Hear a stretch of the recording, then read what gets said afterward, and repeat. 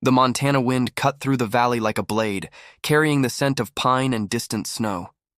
Jake Reeves hammered the last fence post into the frozen ground, his breath forming clouds in the November air. 42 years old, retired Army Ranger, and owner of 300 acres of isolation that he'd deliberately chosen after everything fell apart. His hands were calloused and scarred, some from ranch work, most from 20 years of military service. The beard he'd grown over the past 3 years was more gray than brown now, unkempt and wild. He didn't care. There was nobody left to care for. The ranch house stood against the darkening sky, a 2-story wooden structure his grandfather had built in 1958, back when Montana ranching meant something. Now it was just Jake, 4 horses, 24 cattle, and Brutus, his massive Angus bull who had more personality than most people Jake had known. He secured his tools in the truck bed and checked his watch. 1847 hours. Old habits. He still thought in military time, still woke at 0500, still maintained his weapons with the same precision he'd learned at Fort Benning. The structure kept him sane, kept the memories at bay. The divorce had been finalized 3 years ago. Sarah had taken their daughter Emma to Seattle, started a new life with a software engineer who worked normal hours and didn't wake up screaming from nightmares. Jake didn't blame her. He'd become someone else after his last deployment, someone harder, colder, unreachable. He walked toward the barn when the sound shattered the evening quiet, a tremendous crash of splintering wood that echoed across the valley. Jake's instincts fired immediately. He spun toward the east pasture and saw the fence explode outward, posts snapping like toothpicks. Through the dust and debris came Brutus, 2,000 pounds of muscle and fury, eyes wild and rolling white, nostrils flaring. The bull had never been aggressive, had always been gentle despite his size, but something had terrified him, sent him into a panic that overrode years of calm temperament. "Damn it," Jake muttered, sprinting toward his truck. He grabbed the rifle from the rack, not to shoot, never to shoot, but as a precaution. In his years on the ranch, he'd learned that frightened animals were unpredictable, dangerous. Brutus charged across the property, destroying everything in his path. The porch railing exploded into splinters. The bull's massive head lowered, and he crashed straight through the kitchen door, a door Jake had left unlocked in his complacency, in his certainty that nothing and no one would ever come here.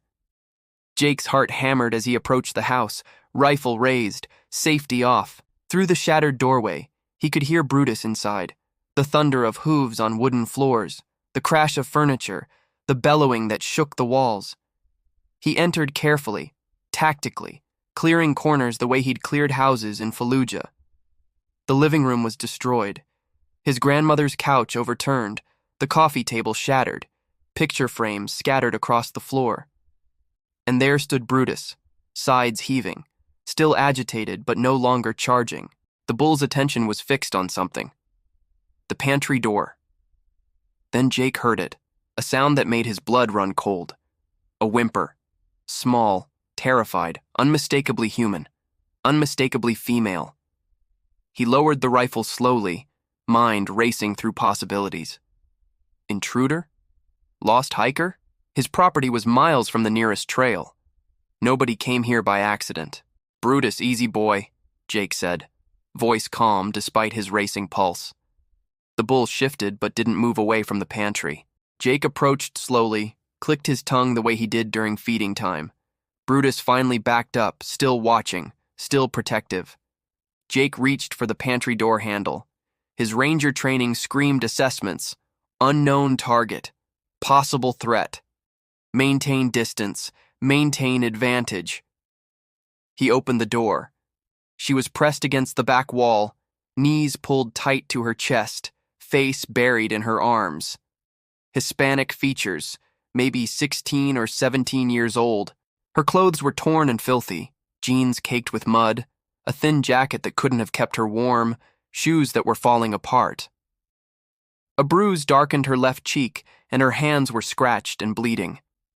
She clutched a small backpack like it was the only thing keeping her alive. When she looked up, her eyes were enormous with terror. Tears streaked through the dirt on her face. She was shaking, from cold, from fear, probably both. "Please," she whispered, voice raw and broken. Please don't call them, please! Jake's mind shifted into crisis mode. The girl was clearly in trouble, serious trouble. The fear in her eyes wasn't the fear of being caught trespassing. It was the fear of something much worse. He holstered his rifle carefully, raised both hands to show he was unarmed. I'm not going to hurt you, he said, keeping his voice steady and calm. But I need you to tell me what's happening. Who are they? She shook her head violently, pressing further into the corner. You don't understand. They'll find me. They'll kill me. Jake crouched down slowly, making himself smaller, less threatening. 20 years of military service had taught him how to read people, how to assess threats. This girl wasn't a threat. She was a victim. What's your name? He asked gently. She hesitated, then whispered, Sofia. Sofia, I'm Jake. This is my ranch. You're safe here right now, but I need to understand what you're running from. Outside, Brutus bellowed again. The sun had set completely now, and darkness was settling over the valley. Whatever had brought this girl to his property, whatever she was running from, it was out there in that darkness. And Jake had a feeling his quiet, isolated life was about to get very complicated. Jake managed to coax Sofia out of the pantry, though she moved like a wounded animal, cautious, ready to bolt at any sudden movement. He guided her to the kitchen table, pushed aside the debris from Brutus's rampage, and started a pot of coffee. The familiar ritual gave him time to think, to assess. She sat with her backpack clutched in her lap, eyes darting to every window, every shadow. Her hands trembled as she wrapped them around the mug he placed before her. Steam rose between them like a fragile barrier. When did you last eat? Jake asked, keeping his tone neutral and non-threatening. Yesterday, maybe. Her English was accented but clear. I found berries. I think they were safe. Jake opened the refrigerator, pulled out leftover stew he'd made 2 days ago. He heated it quickly, placed a bowl before her with bread and butter. She stared at it like she didn't trust it was real, then ate with desperate hunger, barely pausing to breathe. He didn't push her while she ate. Instead, he moved to the living room, righted the overturned furniture, created some sense of order. Through the window, he could see Brutus pacing the yard, still agitated. The bull had sensed something wrong before Jake had. Animals knew things humans often missed. When Sofia finished eating, color had returned to her face. She looked older now, not 16, maybe 17 or 18, the kind of young woman who'd been forced to grow up too fast, who'd seen things that stole innocence. My name is Sofia Ramirez, she began, voice stronger now with food in her stomach. I'm 17. I'm from a small town outside Guadalajara, Mexico, San Miguel de los Altos. You've probably never heard of it. I've been to Guadalajara, Jake said quietly. Training mission in 2012. Beautiful country. She looked surprised, then continued. 6 weeks ago, a woman came to our town. She was well-dressed, professional. She said she worked for a company in Denver that needed workers. Cleaning services, hotel staff, good money, legal work visas, everything arranged. Jake's jaw tightened. He'd heard stories like this before, in briefings about human trafficking routes. Nothing good ever followed that opening. My mother and I, we were struggling. My father died 3 years ago. The farm wasn't producing. My mother cleaned houses, but it wasn't enough. Sofia's voice cracked. The woman said we could make in 1 month what we made in a year. She showed us papers, contracts, photographs of happy workers. It looked real. It always does, Jake said. We crossed the border near Nogales. There were guides, documents that looked official. But once we were in the truck, she stopped, swallowing hard. Everything changed. They took our phones, our papers. They separated the families. I was put in a different truck with 8 other girls, all young, all scared. The coffee had gone cold. Jake poured fresh cups, giving her time to compose herself. Outside, the Montana night was complete. Stars brilliant in the clear sky, temperature dropping toward freezing. He thought about this girl, walking through that cold, hiding, running. They drove us for hours. I don't know where. Somewhere with mountains, forests, a ranch, but not like yours. Big buildings, fences, guards. Her hands shook again. They locked us in a room, told us we had debts to pay. Thousands of dollars for the crossing, for the documents, for housing and food. They said we'd work it off. What kind of work? Jake asked, though he already knew the answer. Sofia's eyes filled with tears. Men came, different men, every night. They said we were lucky, that we'd have regular clients, that some girls had it worse. They said if we tried to escape, they'd kill our families back home. They had addresses, photographs. They knew everything. Jake's hands clenched into fists beneath the table. 20 years as a ranger, he'd fought terrorists, insurgents, enemies of every kind. But this was a different kind of evil. Predators who targeted the vulnerable, who built empires on suffering. How did you escape? 3 days ago, they moved some of us. Said there was a new location, more private, better clients. She spat the word like poison. They put 5 of us in a van, 2 guards. We stopped at a gas station near the border. I saw a sign that said Montana. 1 guard went inside, the other fell asleep. And you ran. I ran. I heard them shouting, heard the van start, but I was already in the trees. I ran until my legs gave out, then I walked. I stayed off roads, moved at night, hid during the day. I saw your ranch yesterday morning. It looked empty, isolated. I thought I could hide in the barn, find some food, then keep moving north. Moving where? Canada, maybe. Anywhere they can't find me. She looked at him with exhausted desperation. You can't call the police. You can't. They told us they have connections. Sheriffs, border patrol, judges. They said even if we escaped, they'd know. They'd find us. Jake stood, walked to the window. His reflection stared back, a man who'd left the world behind, who'd chosen isolation over engagement. But the world had found him anyway, had crashed through his door in the form of a terrified girl and a panicked bull. How many men did you see at the ranch? He asked. 5, maybe 6, but they talked about others, a network. They used code names, the bishop, the courier, the banker. They were organized, professional. Jake turned back to her. Sofia, I understand you're scared, but there are people who can help. Federal agents, organizations that specialize in this. Not local police. Federal. People who can't be corrupted. How do you know? Her voice was bitter. How do you know they're not part of it? Because I know people, Jake said simply. I spent 20 years in the military. I have contacts. People I trust with my life. People who've fought this kind of evil before. Sofia's expression wavered between hope and doubt. What if you're wrong? What if they find me here? Jake met her eyes. Then they'll have to go through me first. And I didn't survive 2 decades of combat to let something like this happen on my property. For the first time since he'd found her, Sofia's shoulders relaxed slightly. Not much, but enough. Why would you help me? You don't know me. Jake thought about Emma, his daughter, now 19 and living in Seattle. He thought about all the times he hadn't been there, all the moments he'd missed. He thought about the man he'd become, isolated, disconnected, waiting for nothing, because someone has to, he said finally. You're safe here tonight. Tomorrow we make a plan, but tonight you sleep, you eat, and you're safe. That's a promise. Sofia nodded slowly, tears streaming down her face, not from fear this time, but from relief. The first relief she'd felt in 6 weeks.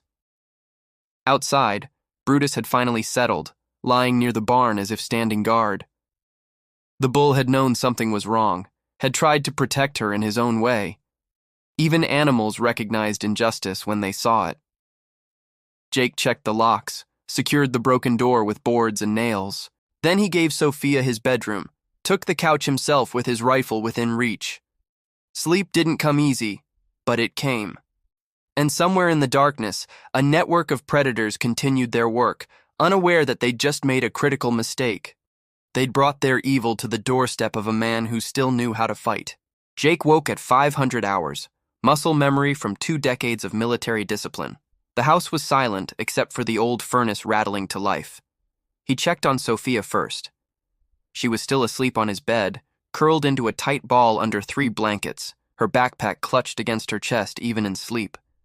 The posture of someone who'd learned never to feel completely safe. He moved quietly to the kitchen, started coffee, and pulled out his secure laptop, the one with encrypted connections he'd maintained even in retirement. Old habits. He typed a message to Marcus Hawkins, his former teammate who'd transitioned from Army Rangers to Homeland Security investigations after leaving the service. Need to talk. Urgent. Secure line only. JR. The response came within minutes. Hawkins kept the same hours. 0800, encrypted call. What's the situation? Jake typed back. Human trafficking. Victim on my property. Network operating in Montana. Need federal assistance, not local. There was a pause, then. Stand by. Don't move her. Don't contact anyone else. I'm mobilizing now. Jake closed the laptop and looked out the kitchen window. Dawn was breaking over the mountains, painting the snow-covered peaks in shades of pink and gold. Beautiful and deceptive, the kind of beauty that made people forget predators existed in paradise. He spent the next 2 hours reinforcing security. Checked his weapons, 3 rifles, 2 handguns, all maintained and ready. Positioned them strategically throughout the house. Set up his old perimeter alert system from his deployment days. Simple motion sensors connected to his phone. If anyone approached within 200 yards, he'd know. Sofia emerged around 0730, looking slightly more rested but still haunted. She'd showered and changed into clean clothes he'd left outside the door, his daughter's old things from before the divorce, still packed in boxes he'd never had the heart to throw away. There's breakfast, Jake said, pointing to eggs and toast on the table. And we need to talk about next steps. She sat slowly, eating with more control now, but still hungry. What happens next? I contacted someone, a friend from my military days. He works with federal agents who handle situations like yours. He's coming here today. Sofia's fork clattered against the plate. You promised you wouldn't. I promised you'd be safe. And you will be. But Sofia, these people who took you, they're not going to stop looking. They're not going to disappear. The only way to truly be safe is to stop them completely. You don't understand how big this is. I understand exactly how big it is, Jake interrupted, his voice firm but not harsh. I've seen networks like this before in other countries. They operate on fear and secrecy, but they're not invincible. They can be stopped, but only if someone stands up and fights back. Sofia's eyes filled with tears. My mother is still out there. If I testify, if I help your friend, they'll hurt her. They'll make her disappear. They told us they have people everywhere. Jake sat across from her. Which is exactly why we need federal help. People with resources, with authority that can't be bought. My friend, Marcus Hawkins, he's good, he's honest, and he specializes in taking down operations like this. Before Sofia could respond, Jake's phone buzzed. Perimeter alert. Vehicle approaching from the main road. His entire body tensed. Sofia, listen carefully. Go to the basement. There's a room behind the water heater, storage space. Hide there, take your backpack, don't come out until I tell you it's safe. Is it them? Her face went pale. I don't know, but we're not taking chances. Go. Now. She disappeared down the basement stairs as Jake moved to the window. A black SUV was crawling up his private road, windows tinted, moving slowly, deliberately. Not Hawkins. He wasn't due for another 30 minutes, and Hawkins would have called first. Jake grabbed his rifle, checked the magazine, and positioned himself behind the doorframe with a clear view of the yard. The SUV stopped 50 yards from the house.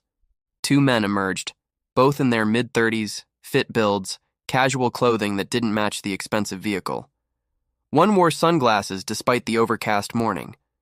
The other had a bulge under his jacket that Jake recognized immediately, concealed weapon. They approached the house with false casualness, but Jake saw the tactical awareness in their movements. These weren't amateurs. The driver called out, friendly tone that didn't match his eyes. Morning! Sorry to bother you so early. We're looking for someone. A young girl, Hispanic, might have come through this area. Her family's real worried about her." Jake stepped onto the porch, rifle casually slung over his shoulder, visible but not threatening. "This is private property. You have identification?" The smile on the driver's face faltered slightly. "We're private investigators helping the family. Girl ran away from a youth treatment facility down in Wyoming. We're checking ranches in the area, seeing if anyone's seen her." "No treatment facility contacted me. No sheriff's office gave notice. No Amber Alert on my phone." Jake's voice remained level, controlled. "So I'll ask again. Who are you and who sent you?" The passenger stepped forward, his jacket shifting to reveal the weapon more clearly. A deliberate move. "Listen, friend, we don't want any trouble. We're just doing our job. You seen her or not?" Jake's expression didn't change, but his grip on the rifle adjusted slightly. Not threatening, just ready. "I've seen a lot of things in my life. Served 20 years as an Army Ranger, Afghanistan, Iraq, places that don't make the news. I've dealt with people who thought threats and intimidation worked. Usually didn't end well for them." The tension in the yard crystallized. The two men exchanged glances. They were reassessing, realizing this wasn't some isolated rancher they could push around. The driver raised his hand slightly, backing off. "Look, we're not looking for problems, just checking properties in the area. If you see her, there's a reward." He pulled a business card from his pocket, dropped it on the porch steps. "Call that number. $5,000, no questions asked." "I'll keep that in mind," Jake said flatly. They returned to the SUV, but before getting in, the passenger looked back. "Nice place you got here. Real isolated. Long way from help if something happened." "I don't need help," Jake replied. "I am the help." The SUV drove away slowly, deliberately, making sure Jake understood they knew where he lived, that they could come back any time. When they disappeared down the road, Jake immediately called Hawkins. "We've got a problem. They're already here." "I'm 15 minutes out. Don't engage. Let them think you're not a threat." "Too late for that," Jake muttered, watching the dust settle on his driveway. He went to the basement, found Sofia pressed into the storage space, shaking. "They were here, weren't they? They found me." "They're fishing. They don't know you're here, not for certain. But they're checking properties, and they're organized." He helped her up. "My friend is almost here. We're going to figure this out." Sofia looked at him with desperate eyes. "You should just let me go. Let me keep running. I'm putting you in danger." Jake thought about Emma, about all the times he hadn't been there when she needed protection. He thought about the man he'd become after the war, disconnected, purposeless, slowly dying in isolation. "I didn't spend 20 years fighting bad people just to ignore them when they show up on my doorstep," he said quietly. "You're not running anymore.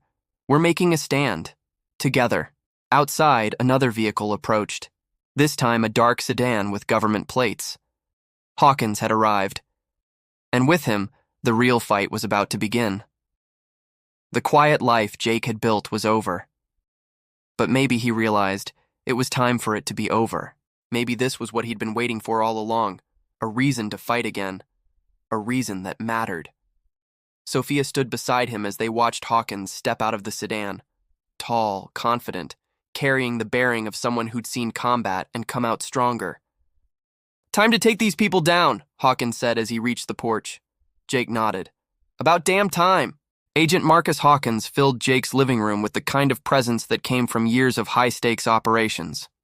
He set up his laptop on the kitchen table, pulled out recording equipment, and looked at Sofia with the careful attention of someone who understood trauma.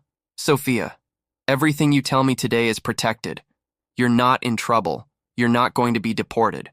You're a victim, and my job is to help you and stop the people who did this." His voice was calm, professional, but warm. "Can you start from the beginning?"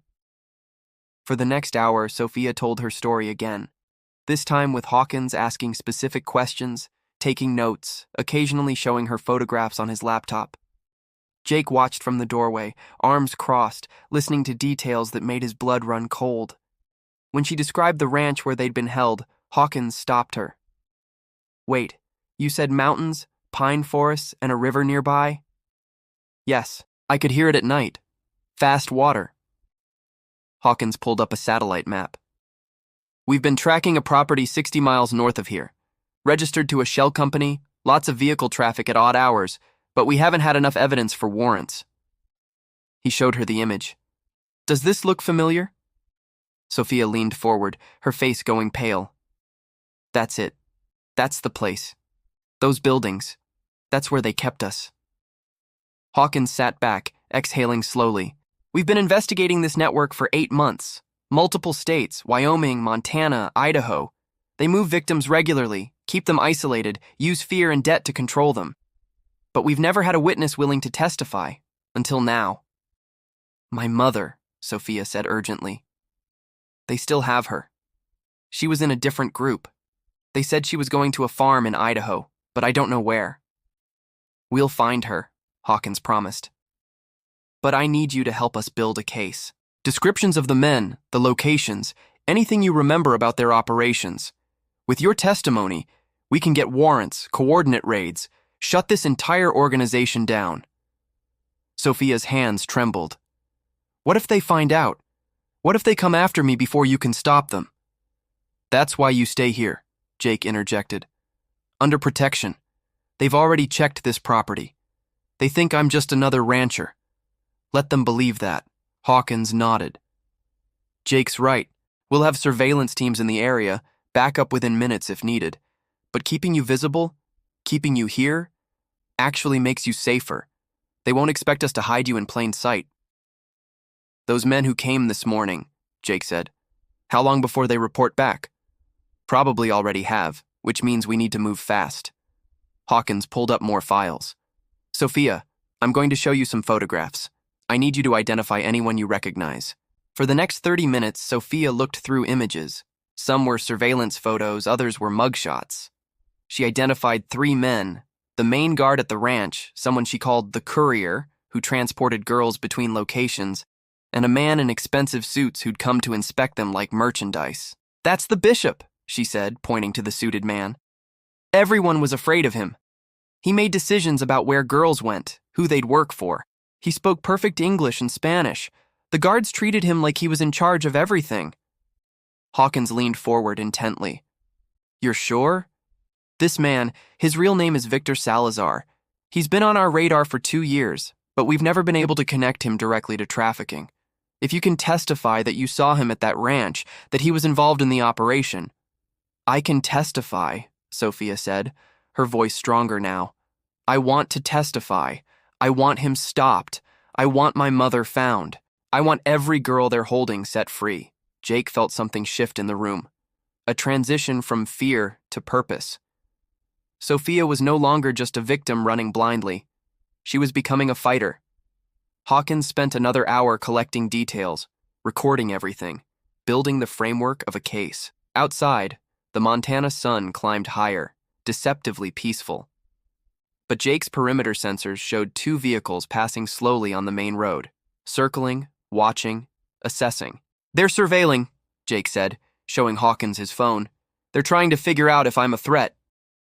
Good. Let them watch. We'll have our own surveillance in place by nightfall. Hawkins closed his laptop. Jake, you understand what you're signing up for? These people are dangerous. They're well-funded, well-connected, and they don't forgive threats to their operation. Jake's expression was stone. I've faced worse, and I've got something they don't. What's that? Nothing left to lose. Jake glanced at Sofia. And everything worth fighting for. Hawkins stood, gathering his equipment. 48 hours. That's how long until we have everything in place for coordinated raids. Can you hold here that long? We'll hold, Jake said simply. After Hawkins left, Sofia helped Jake check the property's defenses. They walked the perimeter, secured the barn, brought the horses into protected areas. Brutus followed them like a guardian, still alert, still protective.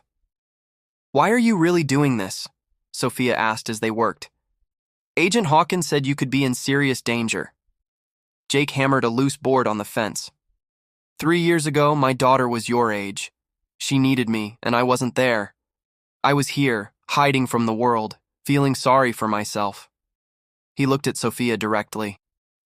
I can't fix my mistakes with Emma, but maybe I can fix this. Maybe I can be the person I should have been all along.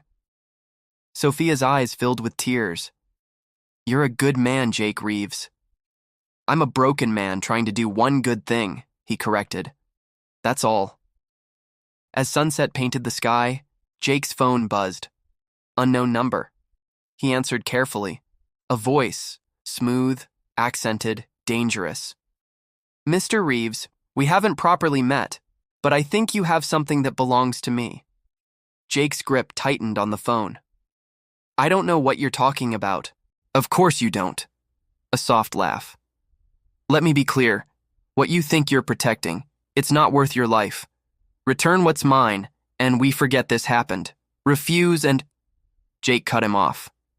Here's what's going to happen. You're going to leave. You're going to disappear. Because if you come here, you'll find out what happens when you threaten a ranger on his own property. Silence. Then, we'll see.